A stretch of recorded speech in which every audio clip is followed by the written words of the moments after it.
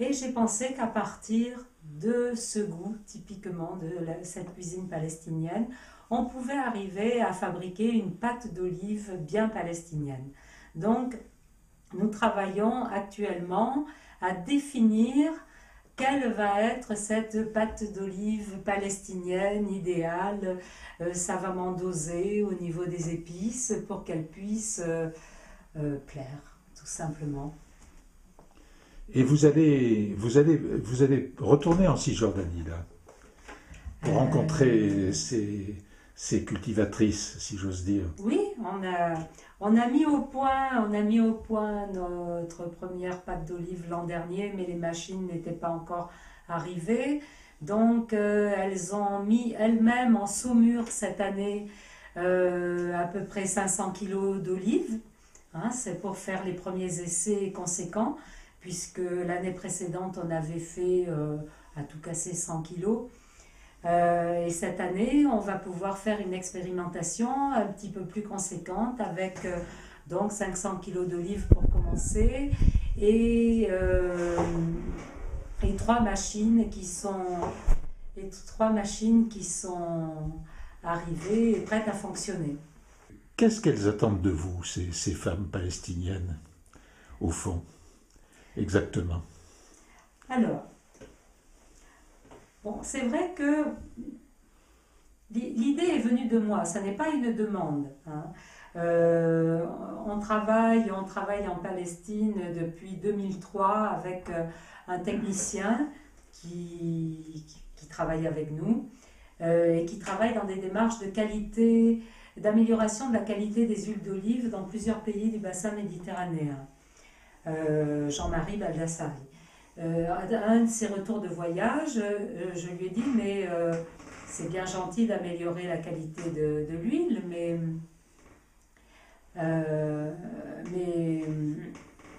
pourquoi ne pas développer le commerce de l'olive en même temps?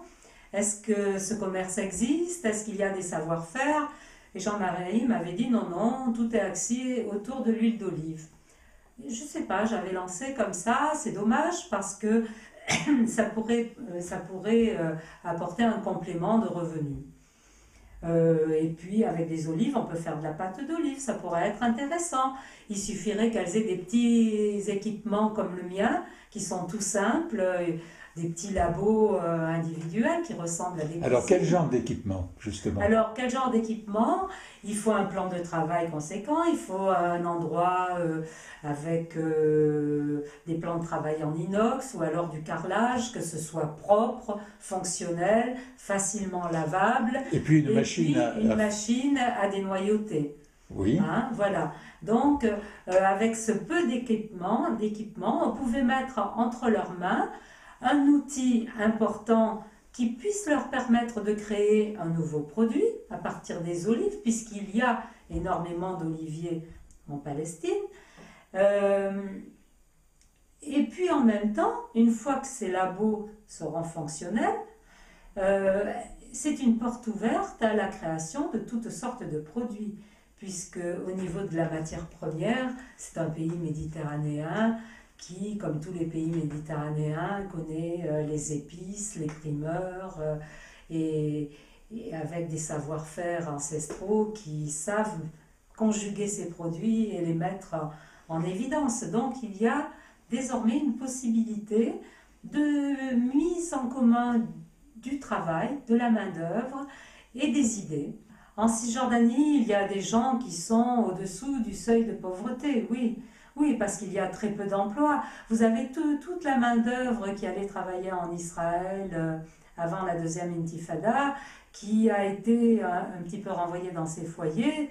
Et bon, c'est comme ça qu'ils ont repris aussi les oliveraies dont beaucoup étaient abandonnés, hein, ou peu entretenus. Ils se sont raccrochés un petit peu à cette matière première pour développer un commerce qui est toujours très difficile à organiser parce que les transports sont très difficiles pour envoyer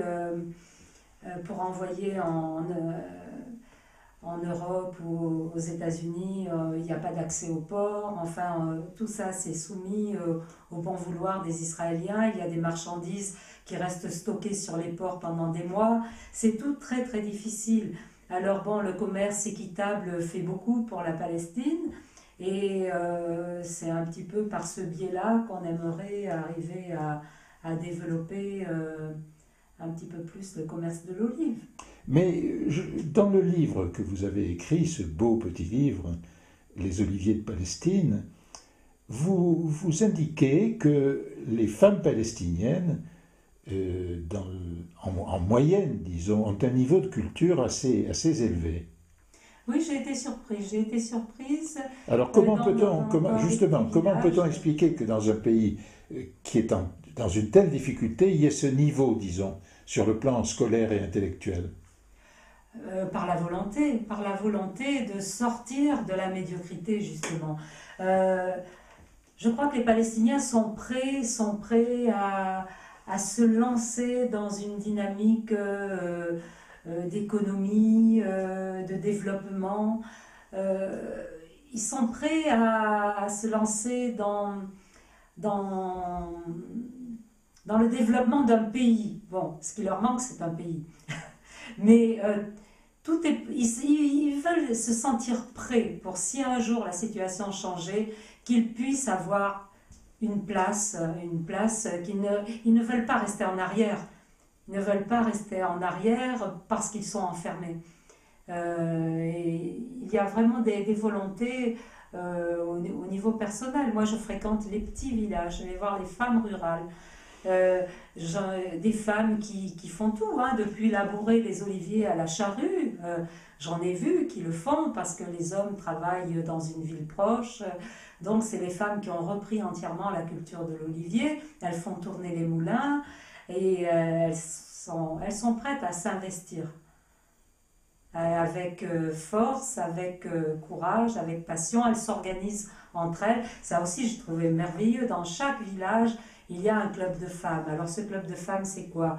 Elles bénéficient de cours sur l'hygiène, sur l'hygiène alimentaire, sur l'éducation des enfants.